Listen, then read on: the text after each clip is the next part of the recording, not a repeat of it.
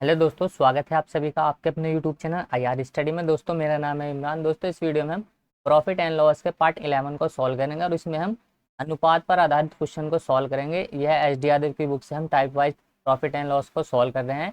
Profit and loss काफ़ी बड़ा chapter है, इसलिए हमने एक भी टाइप को मिस नहीं किया है, सारे टाइप को हमने सॉल्व किया है। तो पहले के वीडियो यदि आपने नहीं देखे तो आप उनको भी चैनल के प्लेलिस्ट में जाकर देख सकते हैं। तो चलिए हम इस वीडियो को शुरू करते हैं और अनुपात पर आधारित क्वेश्चन को करना सॉल्व करते हैं। चैनल नया है इसलिए चैनल को भी प्लीज़ सपोर्ट करें और सब्सक्राइब कीजिए। तो देखते हैं इसमें पहला क्वेश्चन क्या दिया गया है।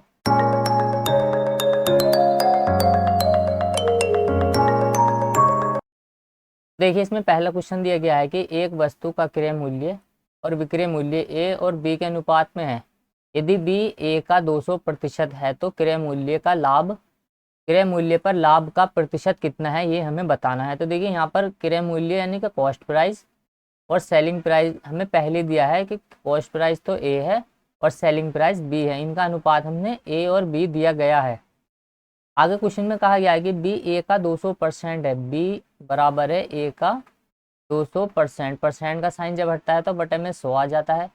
2 जीरो से 2 जीरो यहाँ पर कैंसिल हो जाएगा। अगर बी के गुणा में कुछ भी नहीं है तो हम यहाँ 1 मान लेंगे। तो यहाँ पर ये आ जाएगा 1b बराबर के 2a। जब बराबर का साइन हटता है तो यहाँ पर रेशो का साइन आ जाता है, तो इनके वैल्यू क्या होती है, उलट जाती है। तो ये हो जाएगा a रेशो b। तो a की वैल्यू यहाँ पर 1 हो जाएगी और b की वैल्यू यहाँ पर 2 हो जाएगी। सॉरी, यहाँ पर b की वैल्यू ये 2 हो जाएगी। तो देखिए यहाँ पर कहा गया कि a क्या है, a का अनुपात हमने निकाला 1 आया है और b का अनुपात हमने निकाला 2 आया है। तो देखिए ए यहाँ पर दिया है कॉस्ट प्राइस और बी यहाँ पर दिया है सेलिंग प्राइस, यानी कि उसने 1 रुपये में वस्तु को खरीदी और 2 रुपये में वस्तु को बेच दी। इसका मतलब उसको 1 का लाभ हुआ। 1 का लाभ हुआ उसको 1 पर, प्रतिशत में कितना लाभ हुआ उसके लिए लगा देंगे हम गुणा में 100। तो देखिए 1 से 1 कैंसिल, तो 100% का उसको प्रॉफिट होगा। ऑप्शन बी हो जाएगा इस क्वेश्चन का राइट आंसर। ये काफ़ी आसान क्वेश्चन होते हैं अनुपात पर आधारित क्वेश्चन, तो इनको हम सॉल्व कर लेते हैं। चलिए दूसरा क्वेश्चन देख लेते हैं। क्वेश्चन नंबर 2 दिया गया है कि दो वस्तुओं के क्रय मूल्य का अनुपात 3 और 4 के अनुपात में है। दो वस्तुओं के जो क्रय मूल्य है उनका अनुपात 3 और 4 के अनुपात में दिया है। यदि उनमें पहली वस्तु का मूल्य 10% बढ़ा दिया जाए और दूसरी के मूल्य में 4 रुपये की वृद्धि की जाए तो भी अनुपात यथावत रहता है। जितना अनुपात पहले था 3:4 इतना ही अभी भी रहता है। तदनुसार दूसरी वस्तु का आरंभिक मूल्य कितना है, ये हमें इस क्वेश्चन में बताना है। तो देखिए यहाँ पर हमें ये मान लेते हैं पहली वस्तु है और ये मान लेते हैं हम यहाँ पर दूसरी वस्तु है। तो देखिए पहली वस्तु का जो रेशो दिया है हमें वो 3 दिया है और दूसरी वस्तु का रेशो हमें 4 दिया है। तो देखिए यहाँ पर हम क्या मान लेते हैं कि उसका रेशो पहली वस्तु का 3x है और दूसरी वस्तु का 4x है। अब आगे क्वेश्चन में कहा गया कि पहली में तो 10% की वृद्धि की जाती है, तो यहाँ पर हम क्या कर देंगे, इसमें 10% की वृद्धि कर देंगे। तो देखिए यहाँ पर हमने 10% की इसमें वृद्धि कर दी और दूसरी में 4 रुपये की वृद्धि की जाती है, तो यहाँ पर हम 4 रुपये की वृद्धि डायरेक्टली कर देंगे। अब यहाँ से हम इसको सॉल्व करेंगे आगे। तो देखिए यहाँ पर जब हम इसको सॉल्व करेंगे ये 1 जीरो से 1 जीरो कैंसिल हो जाएगा। 11 की गुणा हम 3 में करेंगे तो यहाँ पर आ जाएगा ये 33x और बट्टे में आ जाएगा यहाँ पर ये 10 और ये रेशो में चल रहा है। यहाँ से आगे यहाँ पर आ जाएगा ये 4x प्लस के 4। तो देखिए यहाँ पर ये 10 बटे में है, बराबर के या रेशो के जब ये इस तरफ जाएगा तो ये यहाँ पर गुणा में चला जाएगा। या फिर आप इसको इस तरीके से भी कह सकते हैं कि जब हम दोनों तरफ 10 से मल्टीप्लाई करेंगे तो देखिए दोनों तरफ हम 10 से मल्टीप्लाई हमने यहाँ कर दिया और 10 से मल्टीप्लाई हमने इधर कर दिया। तो देखिए यहाँ पर ये 10 से 10 कैंसिल हो जाएगा, तो यहाँ पर आ जाएगा ये 33x और यहाँ पर ये रेशो आ जाएगा 10 के गुणा जब हम अंदर करेंगे इसमें तो ये आ जाएगा 40x प्लस के 40। लेकिन हमें यहाँ पर क्वेश्चन में कहा गया है कि उनका अनुपात पहले 3 और 4 था, अभी भी 3 और 4 ही रहता है। तो देखिए इनके अनुपात का जो हमें रेशो दिया है अभी भी 3 और 4 ही दिया है, यानी कि 33x बटे में आ जाएगा ये 40x प्लस के 40 बराबर में आ जाएगा ये रेशो 3:4। तो देखिए यहाँ पर हम क्या करेंगे, 3 से 3 को कैंसिल कर देंगे। यहाँ पर 3 से जब हम इसको काटेंगे 3 से ये चला जाएगा 33 11 बार और ये इनके अब यहाँ पर हम कर देंगे क्रॉस मल्टीप्लाई। तो देखिए यहाँ पर हो जाएगा ये 11 चौक 44x बराबर में आ जाएगा ये इधर, यहाँ पर कुछ भी नहीं है, यहाँ पर 1 है तो 1 की गुणा हम इसमें करेंगे तो यहाँ पर ऐसा कैसे रहेगा ये 40x प्लस के 40। तो तो देखिए यहाँ पर ये 44x है और ये 40x है, तो यहाँ से ये जब इधर जाकर जाएगा बराबर के इस तरफ तो ये माइनस में चला जाएगा। 44x में से हम 40x को माइनस करेंगे तो यहाँ पर बचेगा 4x बराबर के ये बच जाएगा 40। तो यहाँ से x की वैल्यू हम यहाँ से निकाल लेंगे, x बराबर निकल के आ जाएगा यहाँ पर 10। 4 से जब हम इसको काटेंगे तो x की वैल्यू आ जाएगी 10। तो देखिए यहाँ पर पहला जो दूसरी वस्तु का हमें रेशो दिया था वो पहली वस्तु का रेशो तो 3 है और दूसरी वस्तु का रेशो 4 है। हमसे पूछा है कि दूसरी वस्तु का आरंभिक मूल्य कितना है। तो देखिए यहाँ पर हम कर देंगे 10 से मल्टीप्लाई, तो ये आ जाएगा 40 रुपये। इस क्वेश्चन का राइट आंसर, दूसरी वस्तु का जो आरंभिक मूल्य है वो 40 रुपये है। अगर वो पूछता पहली वस्तु का आरंभिक मूल्य कितना है तो हम यहाँ पर 10 से मल्टीप्लाई कर दे तो 30 आंसर हो जाता है, लेकिन हमसे पूछा है दूसरी वस्तु का तो 40 हो जाएगा इस क्वेश्चन का राइट आंसर। चलिए अगला क्वेश्चन सॉल्व करते हैं। क्वेश्चन नंबर 3 दिया गया है कि एक फ्रिज तथा एक टेलीविजन के मूल्य 5 और 3 के अनुपात में है। तदनुसार यदि रेफ्रिजरेटर की कीमत टेलीविजन से 5,500 रुपये अधिक है तो फ्रिज का मूल्य कितना है, ये हमें इस क्वेश्चन में बताना है। तो देखिए यहाँ पर हम लिख लेंगे इनका अनुपात। देखिए ये तो है यहाँ पर रेफ्रिजरेटर और यहाँ पर ये टेलीविज़न दिया गया है, तो इनका अनुपात हमें दिया है 5 और 3। हमसे क्वेश्चन में कहा गया कि फ्रिज की जो कीमत है वो टीवी की कीमत से 5,500 रुपये अधिक है, लेकिन हमारे हिसाब से जो कीमत अधिक है वो 2 ही अधिक है। तो 2 यूनिट की वैल्यू हमें 5,500 दी है और हमसे पूछा है कि फ्रिज की कीमत कितनी है, तो 5 की वैल्यू हमसे पूछी है। फ्रिज की कीमत को हमसे यहाँ से पूछा गया, तो देखिए 2 की वैल्यू कितनी दी है हमें 5,500 और यहाँ से हम निकाल लेंगे 5 की वैल्यू, फ्रिज की कीमत यहाँ से हम निकाल लेंगे। तो देखिए इसको हम 2 से काट देंगे, 100 को 50 बार चला जाएगा तो यहाँ पर आ जाएगा ये 55 गुणा में आ जाएगा 50, ये गुणा में आ जाएगा इसके 5। तो यहाँ से हम इसको एक बार और तोड़ के गुणा कर लेंगे इसकी। जब हम आगे इसको तोड़ेंगे तो ये हो जाएगा 11 गुणा में 5, 55 को हमने इस तरीके से तोड़ दिया, ये आ जाएगा 50 गुणा में आ जाएगा ये 5। देखिए 5 पंजे 25, 25 पंजे होता है 125, 1250 गुणा में 11 करना बहुत ही आसान है। अब यहाँ से हम करेंगे 0, 5, 5 और 2 7, 2 और 1 आ जाएगा 3 और 1 का 1, 13,750 रुपये फ्रिज की कीमत यहाँ से आ जाएगी। ऑप्शन बी हो जाएगा इस क्वेश्चन का राइट आंसर। तो कैलकुलेशन करना ही इंपॉर्टेंट है, कितनी जल्दी आप कैलकुलेशन करते हो उतनी जल्दी आप आंसर को निकाल लेंगे। तो देखिए 11 का मल्टीपल जो भी हो उससे गुणा करना आसान है, आप उसको तोड़ के 11 को अलग कर लीजिए और जो बाकी नंबर है उसको आप अलग करके गुणा कर लीजिए। यहाँ पर क्वेश्चन नंबर 4 दिया गया कि एक फल विक्रेता ने बड़े, मध्यम और छोटे आकार के सेबों को 15 रुपये, 10 रुपये और 5 रुपये में बेचे। इस प्रकार बेचे गए कुल सेबों का अनुपात 3, 2 और 5 अनुपात है। तदनुसार उन सेबों की औसत कीमत क्या है, ये हमें इस क्वेश्चन में बतानी है कि उनकी औसत कीमत कितनी होगी। तो यहाँ पर हम लिख लेंगे, देखिए यहाँ पर दिया है ये बड़े सेब, ये है मध्यम सेब और ये है छोटे आकार के सेब। तो देखिए बड़े सेबों को वो बेच रहा है 15 रुपये में और छोटे सेबों को बेच रहा है वो, यानी मध्यम सेबों को बेच रहा है वो 10 रुपये में और छोटे सेब को बेच रहा है वो 5 रुपये में। और इनका जो अनुपात हमें दिया है क्वेश्चन में वो दिया है 3 अनुपात 2 अनुपात 1 अनुपात, तो सॉरी 5 अनुपात। तो देखिए यहाँ पर 3, 2 और 1, बड़े वाले सेबों का अनुपात है 3, तो 3 से यहाँ पर हम मल्टीप्लाई कर देंगे। मल्टीप्लाई क्यों कर रहे हैं, क्योंकि हमसे औसत कीमत पूछी गई है। मध्यम वाले सेबों का अनुपात है 2 और छोटे वाले सेबों का अनुपात है 5, तो यहाँ से हम इनकी मल्टीप्लाई करके इनको ऐड कर देंगे। तो 15 या 45 प्लस के 10 दूना 20 प्लस के 5 पंजे 25। देखिए 25 और 20 होता है 45, 45 दूना होता है 90, तो ये आ जाएगा 90 इनका योग।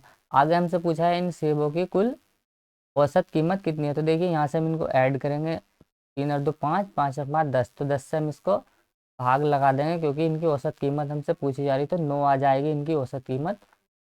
ऑप्शन सी हो जाएगा इस क्वेश्चन का राइट आंसर, 9 रुपये हो जाएगी इसकी औसत कीमत। काफ़ी आसान प्रश्न है ये। क्वेश्चन नंबर 5 देखते हैं हम। एक वस्तु को अंकित मूल्य के 3/4 पर बेचने से 25% का लाभ होता है। अंकित मूल्य और क्रय मूल्य का अनुपात कितना है, ये हमें इस क्वेश्चन में बताना है। तो देखिए क्वेश्चन में कहा गया कि वस्तु को अंकित मूल्य के 3/4 पर बेचने से, 3/4 ये मान लीजिए इसका अंकित मूल्य है और ये अंकित मूल्य को कहते हैं मार्क प्राइस। तो देखिए यहाँ पर हम मान लेते हैं इसका मार्क प्राइस है, ये मार्क प्राइस है और ये इसका सेलिंग प्राइस है। इसका मार्क प्राइस हमें दिया है 3/4 के उसमें दिया है ये, तो इसका मार्क प्राइस हो जाएगा 4 और इसका सेलिंग प्राइस हो जाएगा 3, यानी कि उसकी कीमत जो है, उसकी अंकित मूल्य 4 है और उसने उसको 3 में बेच दिया। लेकिन 3 में बेचने के बाद भी उसने क्या करा, 25% का इस पर लाभ कमा लिया है। 3 के ऊपर उसने 25% का लाभ भी कमा लिया। लेकिन हमसे पूछा है कि उसकी कॉस्ट प्राइस, अंकित मूल्य और क्रय मूल्य का अनुपात कितना होगा। तो देखिए उसने जब 3 रुपये में उसको बेच दिया, हम इसको 3 रुपये मान लेते हैं, तो 3 रुपये में बेचने के बाद भी उसको 25% का लाभ हो रहा है, यानी कि ये 3 दी है हमें, वो 125 की वैल्यू दी है। तो यहाँ से हम 100 की वैल्यू निकाल लेंगे। तो यहाँ से हम इसको जब काटेंगे, 25 पंजे 125, ये होता है 25 चौका 100। तो जब हम यहाँ गुणा करेंगे तो 4 तिया 12 बट्टे में 5, ये आ जाएगी इसकी कॉस्ट प्राइस। सीपी का रेशो, यहाँ से हम इसको रेशो में बदल सकते हैं, तो यहाँ से लिख लेंगे हम 12 बट्टे में 5, तो ये आ जाएगा इसका कॉस्ट प्राइस। ये कॉस्ट प्राइस है, ये सेलिंग प्राइस, ये कॉस्ट प्राइस, सेलिंग प्राइस, ये आ गया इसका मार्क प्राइस। देखिए इसमें बटे में 5 दिया है, तो हम क्या करेंगे, पूरी वैल्यू में 5 से मल्टीप्लाई कर देगा, जिससे कि ये बटे की वैल्यू खत्म हो जाएगी। तो यहाँ से हमने क्या किया, 5 से इसका मल्टीप्लाई कर दिया, तो ये हो जाएगा 5 चौक 20 रेशो, ये हो जाएगा 5 तिया 15, और यहाँ से जब हम 5 से 5 काटेंगे तो ये आ जाएगा रेशो 12। तो देखिए कॉस्ट प्राइस का रेशो तो 12 है और सेलिंग प्राइस का रेशो 15 है और मार्क प्राइस का रेशो 20 है। तो तीनों का ही रेशो हमने यहाँ से निकाल लिया। लेकिन हमसे पूछा है अंकित मूल्य और क्रय मूल्य का अनुपात कितना है। तो अंकित मूल्य 20 है और क्रय मूल्य 12 है, तो इसका अनुपात हमसे पूछा है। तो यहाँ से हम इसको काट देंगे। तो यहाँ से जब हम काटेंगे 4 से, 4 पंजे होता है 20 और ये हो जाएगा 4 तिया 12, तो 5:3 आ जाएगा इस क्वेश्चन का राइट आंसर। ऑप्शन ए हो जाएगा इस क्वेश्चन का राइट आंसर। इस तरीके से हम इन क्वेश्चन को सॉल्व कर लेंगे। क्वेश्चन नंबर 6 है, यदि किसी वस्तु की विक्रय कीमत, सेलिंग प्राइस, उसकी लागत कीमत का 1/3 है तो लाभ का प्रतिशत कितना है, ये हमें इस क्वेश्चन में बताना है। तो देखिए विक्रय कीमत, उसकी लागत कीमत की हमें दी है, तो यहाँ से 1/3 को हम लिख सकते हैं, 3 एकम 3 और 1 4/3 हम यहाँ से लिख सकते हैं। तो देखिए यहाँ पर कहा है कि विक्रय कीमत उसकी लागत कीमत की 1/3 है, तो यहाँ से लिख सकते हैं हम इसका कॉस्ट प्राइस, और ये आ जाएगा इसका सेलिंग प्राइस। तो देखिए उसकी कॉस्ट प्राइस यहाँ से दी है 3 और उसका सेलिंग प्राइस दिया है 4, तो देखिए 3 हो जाएगा उसका कॉस्ट प्राइस, 4 हो जाएगा उसका सेलिंग प्राइस। तो यहाँ से आप इसको इस तरीके से भी कह सकते हैं कि माना हमने उसका सेलिंग प्राइस 3 है, तो सेलिंग प्राइस जब, यानी उसका कॉस्ट प्राइस हमने 3 माना, तो उसके सेलिंग प्राइस क्या दिया है हमें, 1/3 दिया है। तो जब यहाँ से हम 4/3 करेंगे तो 3 से 3 कट जाएगा, सेलिंग प्राइस हमारा 4 आ जाएगा। तो देखिए यहाँ से हम क्वेश्चन में भी डायरेक्टली यही कहा गया है कि 1/3 को हमने यहाँ पर लिख लिया है, तो ये आ जाएगा 3 का सेलिंग कॉस्ट प्राइस और 4 आ जाएगा इसका सेलिंग प्राइस। तो देखिए यहाँ पर हमसे पूछा है उसका लाभ का प्रतिशत कितना है, तो बस यहीं से आ जाएगा इस क्वेश्चन का राइट आंसर 33/3%, क्योंकि देखिए उसने 3 में वस्तु को खरीदी और 4 में वस्तु को बेच दी, तो उसको 1 का प्रॉफिट हुआ, 3 के ऊपर उसको 1 का प्रॉफिट हो रहा है, प्रतिशत के लिए लगा दें हम गुणा में 100, तो इस क्वेश्चन का राइट आंसर आ जाएगा 33/3%। तो ऑप्शन बी हो जाएगा इस क्वेश्चन का राइट आंसर।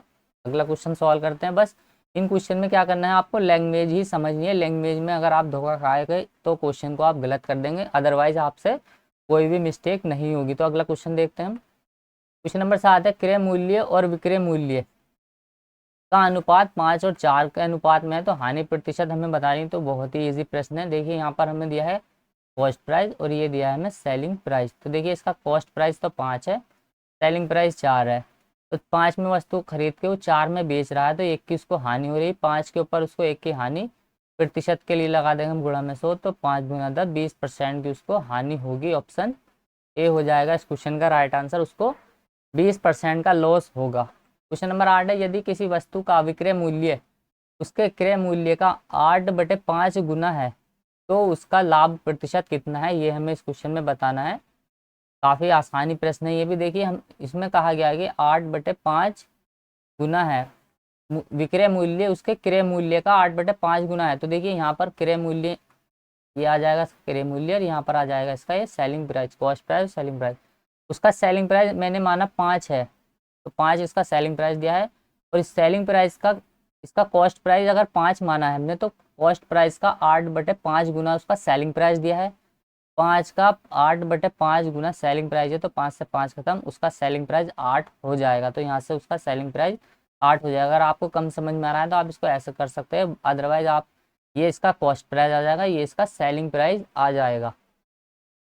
तो देखिए 5 में उसने वस्तु को खरीदा और 8 में उसने वस्तु को बेच दिया, तो उसको 3 का प्रॉफिट होगा। 5 के ऊपर उसको 3 का लाभ हो रहा है। प्रतिशत में कितना होगा ये हमसे पूछा गया, तो हम यहाँ पर गुणा में 100 कर देंगे और इसको 5 से काटेंगे, 5 दूना 10, ये हो जाएगा 20 या 60% का उसको प्रॉफिट। तो ऑप्शन बी हो जाएगा इस क्वेश्चन का राइट आंसर, उसको 60% का लाभ होगा। क्वेश्चन नंबर 9 है, काफ़ी इंपॉर्टेंट क्वेश्चन है ये भी, और इजी ही प्रश्न है, कोई ज़्यादा हार्ड प्रश्न नहीं है। अनुपात पर आधारित क्वेश्चन जो बनते हैं प्रॉफिट एंड लॉस में काफ़ी इजी ही बनते हैं वे। तो देखिए यहाँ पर पूछा गया है कि राघवन ने एक स्कूटर उसके अंकित मूल्य के 13/15 में खरीदा। अंकित मूल्य के यानी कि मार्क प्राइस, ये इसका मार्क प्राइस दिया है हमने और ये इसका कॉस्ट प्राइस दिया है। तो देखिए यहाँ पर 13/15 में उसने खरीदा, यानी कि उसका जो मार्क प्राइस है वो 15 है, लेकिन उसने जो उसको खरीदा है उसकी जो कॉस्ट प्राइस है वो 13 है। उसने स्कूटर की जो कीमत थी उसका अंकित मूल्य जो था वो 15 था, लेकिन उसने उसको 13 में खरीद लिया है। यहाँ पर क्वेश्चन में ये कहा जा रहा है, बस लैंग्वेज को ही आपको समझना है कि अंकित मूल्य 15 था और उसने उसको 13 में खरीद लिया।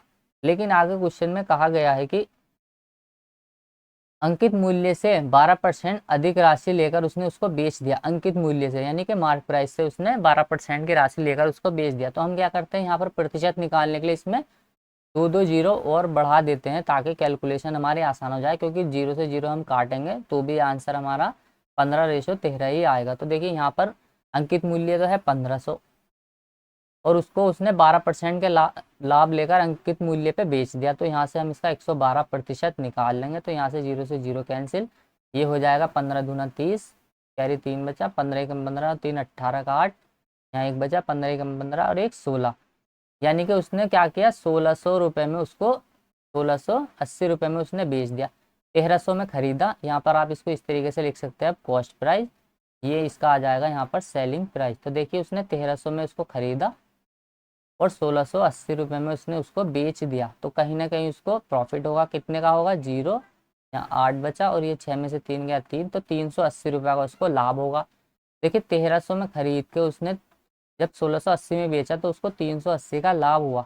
प्रतिशत में कितना लाभ हुआ यही हमसे इस क्वेश्चन में पूछा गया, तो यहाँ पर हम लगा देंगे गुणा में 100। तो देखिए यहाँ पर हम 2 जीरो से 2 जीरो कैंसिल कर देंगे, ये यहाँ से हम इसको काटेंगे, 13 दूना 26, 13 दिया होता है 39, लेकिन यहाँ पर 12, तो यहाँ बचा ये 120, 13 से जब हम इसको काटेंगे 13 सत्ते होते हैं 13, 13 नम्मा 117, तो यहाँ आ जाएगा 13 नम्मा 117 और यहाँ पर बचेगा ये 3 बटे में आ जाएगा ये 13, 29 सही 3/13% का क्या होगा उसको लाभ होगा। ऑप्शन सी हो जाएगा इस क्वेश्चन का राइट आंसर, 29 सही 3/13% का उसको प्रॉफिट होगा। इस तरीके से जब वो बेचेगा तो उसको प्रॉफिट होगा। कैलकुलेशन आसान बनाने के लिए हमने क्या किया था, यहाँ पर 2 जीरो खुद से बढ़ा लिए थे। क्वेश्चन नंबर लास्ट है ये इस वीडियो का। देखिए किसी वस्तु को बेचने पर उसका लाभ विक्रय मूल्य का 2/7 है, तो प्रतिशत लाभ ज्ञात कीजिए। प्रतिशत लाभ कितना होगा ये हमें इस क्वेश्चन में बताना है। तो देखिए यहाँ पर क्वेश्चन में कहा गया है कि यहाँ पर देखिए लैंग्वेज ही सब कुछ है, लैंग्वेज ही आपको समझनी है कि किसी वस्तु को बेचने पर उसका लाभ विक्रय मूल्य का 2/7 है। विक्रय मूल्य का यानी कि 2/7 जो दिया है वो विक्रय मूल्य का हमें प्रॉफिट दिया है, माना हमने, ये तो इसका सेलिंग प्राइस है और ये इसका क्या है, प्रॉफिट है। तो देखिए सेलिंग प्राइस हमें दिया है 7 और प्रॉफिट दिया है हमें 2। जब उसने वस्तु को 7 में बेचा और उस पर 2 का उसको प्रॉफिट हुआ, तो देखिए 2 का प्रॉफिट जब उसको होगा तो कहीं पे होगा उसको, इसका मतलब उसका कॉस्ट प्राइस जो रहा होगा वो 5 रहा होगा, क्योंकि देखिए 5 में खरीद के जब वो उसको 7 में बेचेगा तभी तो उसका 2 का प्रॉफिट होगा। तो इसका मतलब उसने वस्तु को 5 में खरीदा और 7 में बेचा है, जिसकी वजह से उसको 2 का लाभ हो रहा है। क्वेश्चन में यही कहा है कि उसका सेलिंग प्राइस 7 है और उसका प्रॉफिट 2 है, लेकिन यहाँ पर हमने इसका मार्क कॉस्ट प्राइस कितना है वो 5 है, तो 5 पर उसको 2 का लाभ हो रहा है, 5 पर प्रॉफिट हो रहा है उसको 2 का। प्रतिशत में कितना हो रहा है, यहाँ से हम गुणा में 100 लगा देंगे, ये आ जाएगा 5 दूना 10, तो 20 दूना 40% का उसको लाभ होगा। ऑप्शन बी हो जाएगा इस क्वेश्चन का राइट आंसर। बस जो लैंग्वेज आपको कही जा रही है वो आपको ध्यान से समझना है, अदरवाइज जो भी क्वेश्चन दिया गया है आप उसको आसानी से सॉल्व कर लेंगे। तो ये 10 के 10 प्रश्न हमने सॉल्व कर लिए हैं।